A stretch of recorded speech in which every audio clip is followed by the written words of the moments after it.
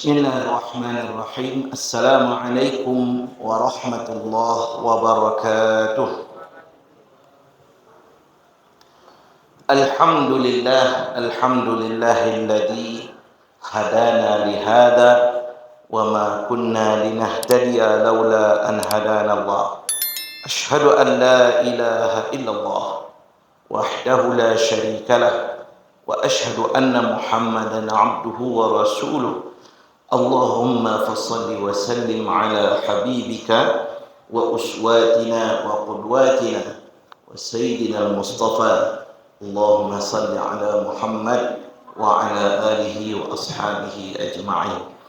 Ya ayyuhalladzina amanu taqullaha haqqa tuqatih wa la tamutunna illa wa antum muslimun.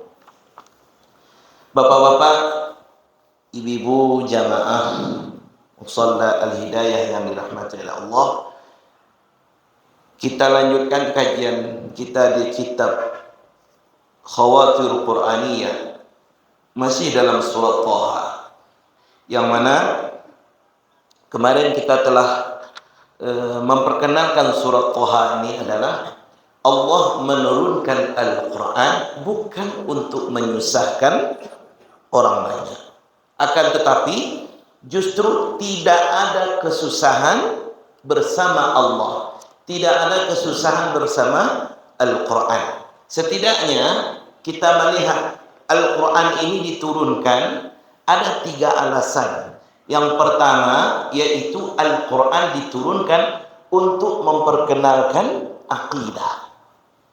Siapa sih sebenarnya yang pantas kita sembah? Kemudian yang kedua, subhanallah, Al-Quran ini atau agama yang Allah turunkan ini melalui Nabi Muhammad SAW akan memberikan pengajaran terhadap akhlak, dan patron utamanya adalah Rasulullah SAW, sebagaimana pernyataan Allah Subhanahu wa taala dalam Al-Quran, laqad kana lakum fi rasulillahi uswatun hasanah. Sungguh pada diri Rasulullah itu adalah sebagai uswatun hasanah, sebagai contoh teladan yang baik. Kemudian yang ketiga, Al-Quran diturunkan oleh Allah Subhanahu wa taala untuk menegakkan atau memperkenalkan syariat. Nah, syariat, kenapa kita harus sholat, kenapa kita harus berpuasa, kenapa mesti menutup aurat, kenapa tidak boleh makan harta riba, tidak boleh minum khamar, ya?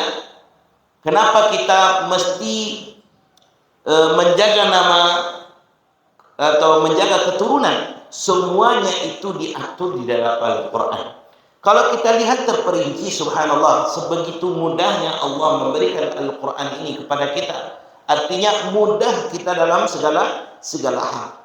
Allah turunkan Al-Quran itu untuk menjaga agama kita.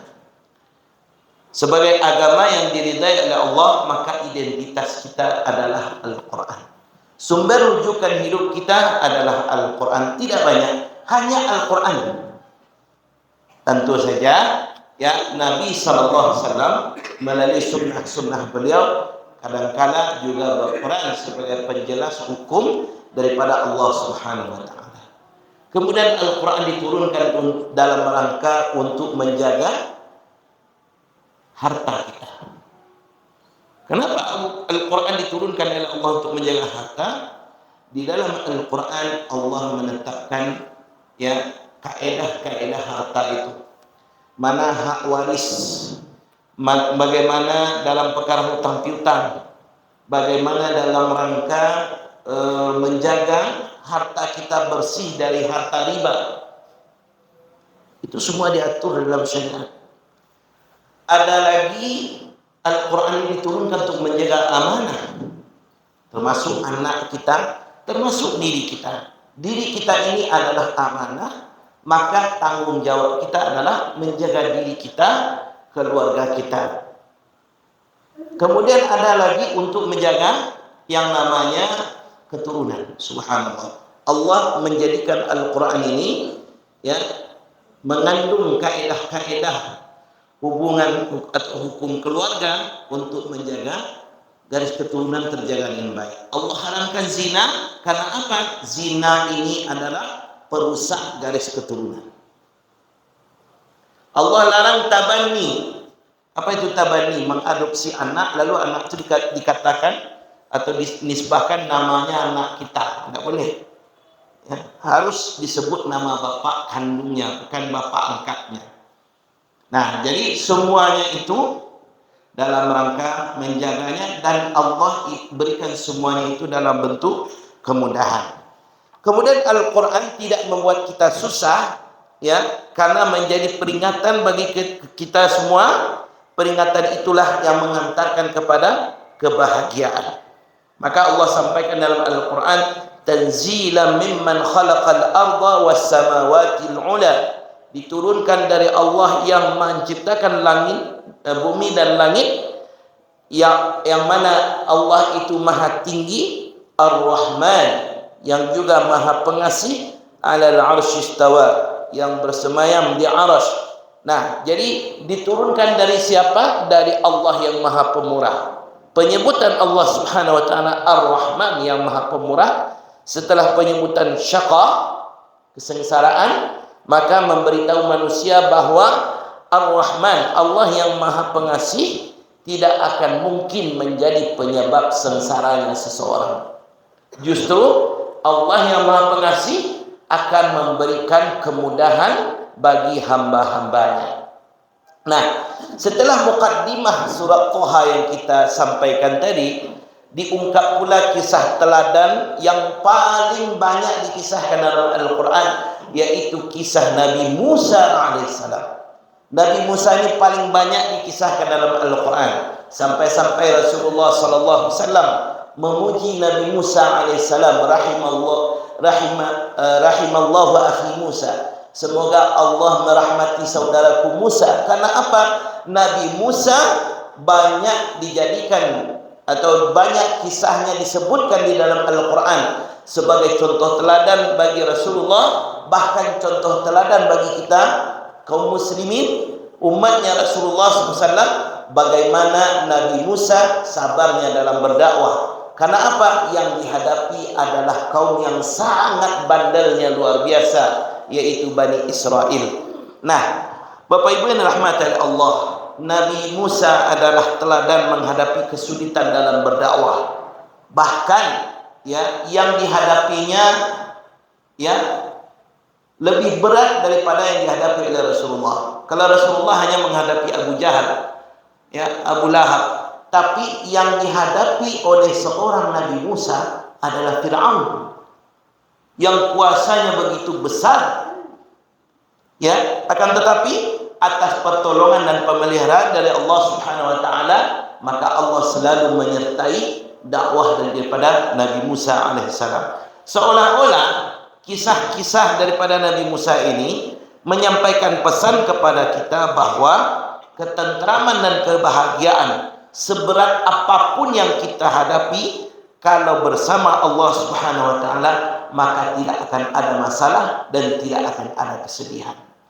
Artinya Al-Quran sudah di tangan kita masing-masing. Al-Quran sudah begitu mudahnya kita pelajari di majelis-majelis ilmu yang ada. Maka jadikanlah Al-Quran ini sebagai sumber kebahagiaan hidup kita. Bahkan bapak-bapak, ibu-ibu yang rahmati Allah, kadang-kadang kalau kita sudah mulai malas beribadah, doa terasa tidak khusyuk, doa tidak terasa nikmatnya lagi, solat tak terasa nikmatnya, ya, mungkin kita sedang bermasalah dengan Al-Quran. Makanya sumber kebahagiaan hidup kita adalah Al-Quran yang diturunkan oleh Allah Subhanahu wa taala. Contoh saja Nabi Musa, karena disandarkan semuanya kepada Allah, maka subhanallah tidak ada kesulitan bagi Nabi Musa alaihissalam. Menghadapi Fir'aun yang begitu besar kuasanya, Allah berikan mukjizat kepada Nabi Musa untuk membungkam segala argumen dan hujahnya Fir'aun. Bahkan Nabi Musa dan para pengikutnya tersudut di bibir laut, tak akan mana lagi bisa menyeberang, tapi dengan kuasa Allah, Allah belahkan laut itu untuk Nabi Musa dan para pengikutnya. Satu-satunya kaum yang bisa melihat bagaimana laut itu bisa terbelah dan mereka bisa melintasinya, itulah umatnya Nabi Musa.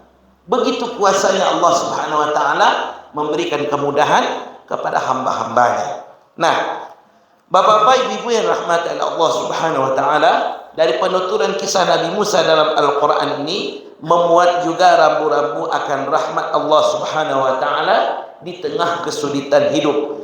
Bahkan cara pengungkapan dan pemilihan kata dalam kisah ini mengungkapkan kisah Nabi Musa dalam surat-surat lain. Misalnya dalam surat Taha ayat 10, Allah Subhanahu wa taala sampaikan, A'udzu billahi minasyaitonir rajim. Idz ra'a naran faqala li ahlihi. Ketika Nabi Musa melihat api, maka berkatalah Nabi Musa kepada keluarganya, Imkuthu inni anastu nara la'alli atikum minha biqabasin aw ajidu 'alan nari huda. Mudah-mudahan aku dapat membawa sedikit daripadanya kepadamu, atau aku akan mendapatkan petunjuk dari tempat api itu. Karena risalah itu berat dan Nabi Musa merasakan kondisi yang mencekam, maka Allah Subhanahu wa taala memulai pembicaraan dengan pertanyaan yang lembut agar tercipta keakraban pembicaraan Allah dengan Nabi Musa. Maka inilah Nabi Musa digelari dengan kalimullah, juru bicaranya Allah. Ya, wa ma tilka biyaminika ya Musa. Wahai Musa, apa yang kau pegang di tangan kanan engkau wahai Musa? Nabi Musa pun berdoa kepada Allah, ya, memohon kebahagiaan, ketenangan, kemudahan yang terkandung di dalam manhaj ini. Qala rabbi shrah li sadri wa yassir li amri wahlul 'uqdatam min lisani yafqahu qawli. Itu doa Nabi Musa. Mungkin selama ini kita sering mendengar doa ini, tapi itulah doa Nabi Musa ketika berjumpa atau ketika pembicaraannya dengan Allah Subhanahu wa taala. Maka Allah langsung mengabulkan doa Nabi Musa ini. Rabbi shrah li sadri. Berapa berat yang dihadapi yang namanya Fir'aun, tapi Allah berikan ketenangan pada Nabi Musa untuk menghadapinya. Sama ada hari ini, kalaulah kita disuruh berhadapan dengan siapa yang paling berkuasa di negeri ini, mungkin ada rasa was-was, ada rasa ketakutan, tapi ketika Nabi Musa memohon kepada Allah, Allah berikan ketenangan. Kemudian wa yassir li amri, tolong mudahkan aku ya Allah. Maka subhanallah, bagaimanapun hebatnya Fir'aun, bagaimana hebatnya pun pengawalan terhadap Fir'aun, semuanya bisa dilewati dengan mudah oleh Nabi Musa alaihissalam. Wahlul 'uqdatam min lisani, lepaskanlah kekakuan daripada lidahku. Artinya Nabi Musa memohon agar bisa menyampaikan argumen dakwah ini dengan baik. Dan terbukti saja pengikut Fir'aun akhirnya beriman kepada Allah Subhanahu wa taala dengan hujah-hujah yang disampaikan oleh Nabi Musa alaihissalam. Nah, bahkan dari pembicaraan ini Allah memberikan,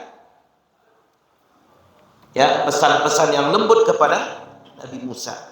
Ya, misalnya tongkat beliau yang bisa berubah menjadi ular yang besar. Kemudian Allah sampaikan, qala khudha wa la takhaf. Ambil tongkat kamu itu kembali, jangan takut. Ya.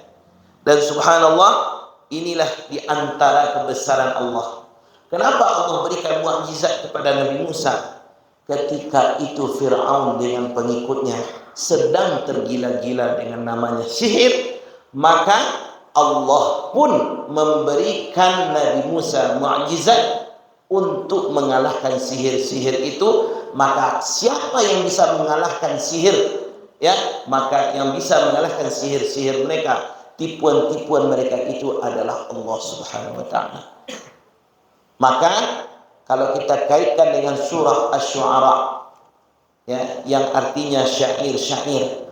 Orang Arab ketika itu sedang tergila-gila dengan syair, maka Allah turunkan Al-Quran. Masya Allah, sampai-sampai mereka tergila-gila dengan ayat-ayat suci Al-Quran ini. Karena apa? Karena ayat suci Al-Quran ini mengandung nilai sastra yang tinggi nilainya, yang tidak bisa mereka menandingi keistimewaan daripada bahasa-bahasa Al-Quran ini.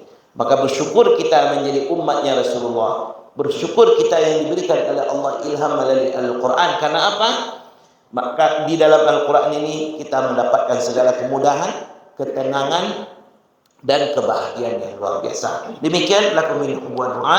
Subhanakallah wa bihamdika asyhadu an la ilaha illa anta astaghfiruka wa atubu ilaik. Assalamualaikum warahmatullahi wabarakatuh.